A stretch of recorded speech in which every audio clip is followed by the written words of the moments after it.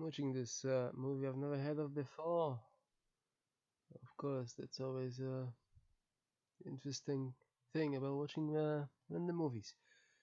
So yeah, Leave No Trace, which they haven't exactly succeeded uh, in uh, in just the first 20 minutes or so. Um, just one thing, though, one thing. The hypocrisy, right? The hypocrisy is unbelievable. I mean, like it's one thing if you offer people, yeah, obviously,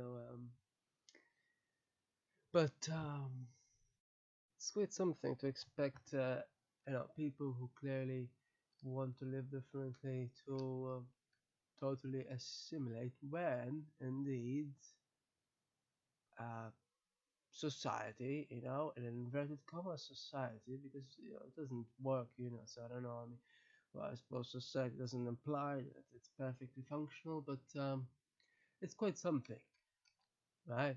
Like when he ended up in a church. Hmm. So quite something. It's like mad people, convincing the sane that they're not sane and such.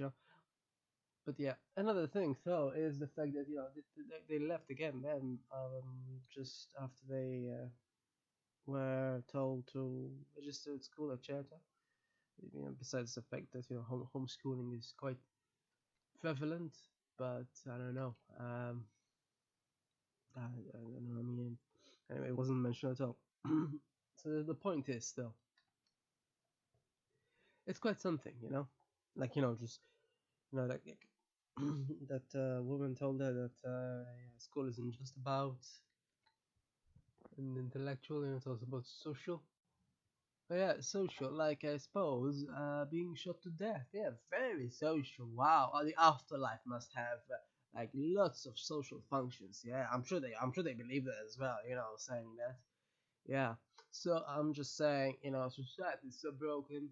Like, yeah, yeah, living in some forest isn't ideal at all. But comparison, these things aren't even mentioned. Just saying, right? Like, shootings aren't mentioned. The thing about religion is mentioned, but only in passing. It's not even the worst thing, of course. I mean, being shot to death is obviously much worse, and that's for something that society expects people to go to. Incredible, incredible. Kind of like these days, where it expects people, all over the world. I'm assuming in this case, in this instance, to go to school despite there being a pandemic. Oh, the absolute farce of being told, oh yeah, the future, and if you don't go, you don't have a future. Oh, really? I suppose. I mean, you could survive an infection, but if you don't, huh? I swear, society, man, society. Now, this is an interesting movie. Even if it's about, a presumed veteran, it's not quite confirmed so far, but he did imply it, and it says implied that newspaper article at one point. So, in this sense, it's sort of interesting. It's not that, you know, um, you know, the army itself is any more, sane than the society. But I'm assuming he's disillusioned with that. He just said, it's the past. In the past, he was a team player at Chet. I'm assuming he referred to that. So it's quite interesting how just opposes society with its veneer of supposed sanity, with its polished flaws. At one point there was a flaw there, so polished. You could see everyone's reflections in them. Very polished. Until of course there's a mass shooting. Yes, brilliant.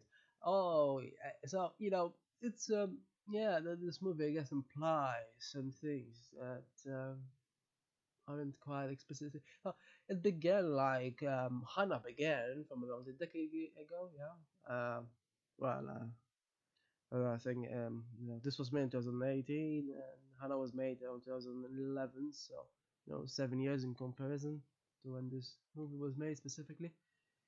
It's 11. It's a decade ago from right now, of course, but it doesn't quite continue like Hana at all. From what I remember, seen it long ago, but yeah, I don't know, it definitely had much more of a thriller aspect to that. Not so much this. This is much more mundane. Much more, yeah. Just see what different lifestyle is like, and it's like for someone who cannot bear normality. Makes sense. Makes sense. Of course, his daughter being younger and presumably not never in the army could adapt more easily. But I also don't know what the hell was the thing about the 4-H. Like, were they training them to be veterinarians or something? I also didn't know what I expected. Like, society being as insane as it is, I was imagining like anything happening, anything that didn't happening. To say, I mean, society is pretty insane, and honestly, so often it's just. And who knew they'd be found out by people who did Christmas trees, huh? Yeah, I know. Christmas trees, eh? Isn't that brilliant? Being forced inside the property of some guy who just uses a chainsaw all day long.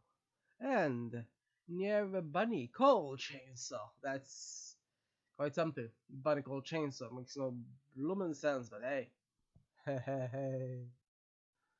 Now, apparently it was well received. It doesn't seem like it's well known generally, but critically it seems well. Now, I'm not saying it's you know like it's not one of those movies where everyone makes it seem like it's absolutely perfect, amazing, like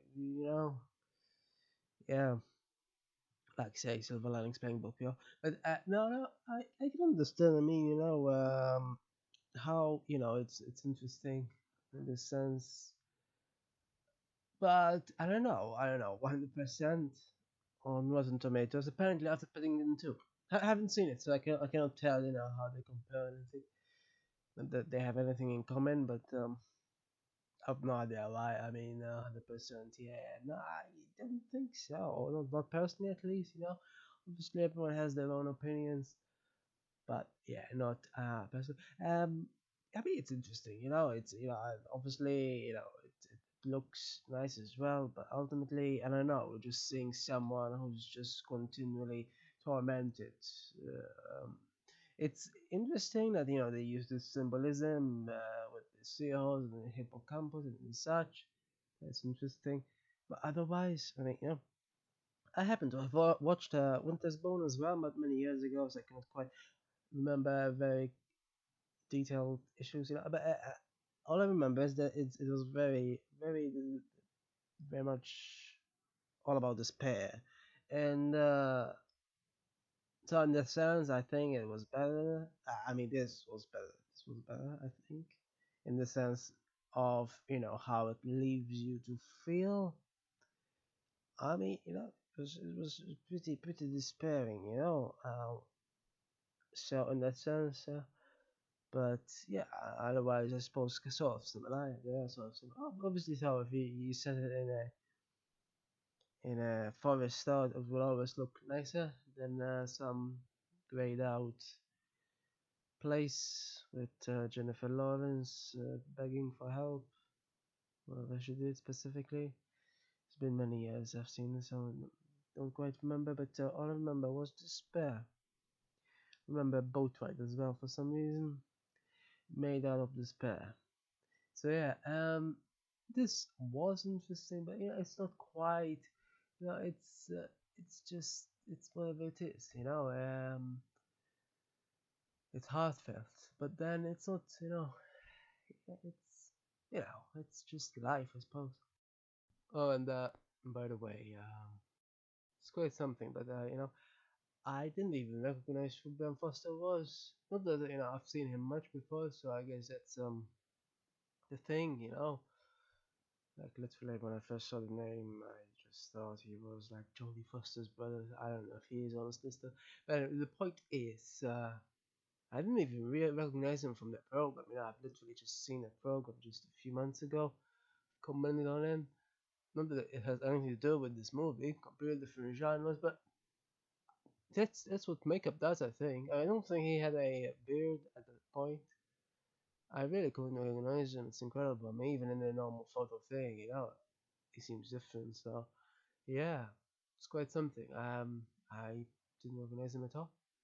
And yet, he's a protagonist there, just like he is here. So it's quite something. What makeup can do, huh?